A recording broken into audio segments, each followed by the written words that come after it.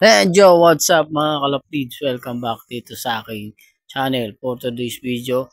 Ayun no mga kalapatids, bali mag-update nga tayo sa mga nagawa natin sa loft natin dahil sinira nga natin. So, yan. May binili nga tayong patoka mga kalapatids. O yung oras natin is 7 AM. Yan yung cage natin. Wala na dyan mga kalapati natin. Dahil ilinipat na natin sila sa bagong loft natin mga kalapatids.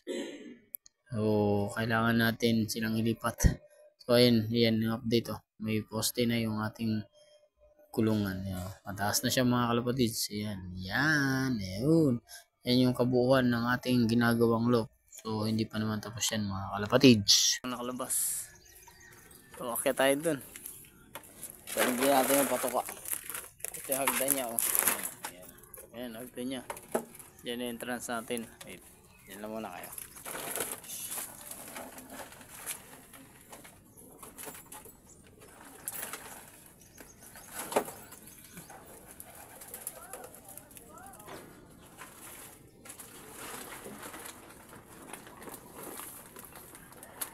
Yan.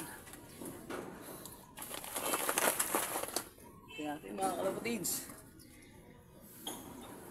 Out tayo sa pinagagawa natin. Yan. So ayun mga kalapatids, bali yan nga yung natin hagdan no?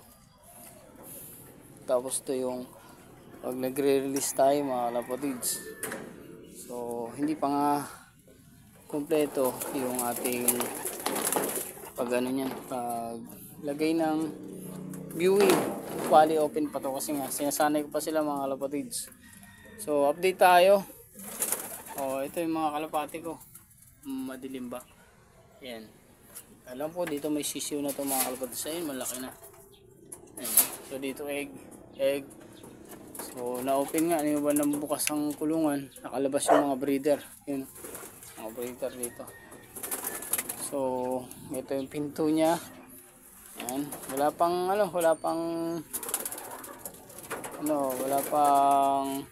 takip dito mga kalapatids. Yan. So bali puro ano pa lang pamakuan brace. Yan mga kalapatids. Yan pa lang yung meron kasi tatakpan natin to. Tapos dyan sa taas para dito lang talaga yung pliers lock. Tapos isasarado to syempre. Yan yung pinto nya. Then ito yung pasukan para sa flyer.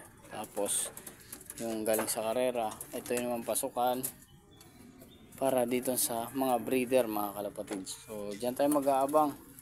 Yan. Bali ito. Yan. Ito yung cage natin dati. Dito yung pinabit natin dyan. Dito tatlo.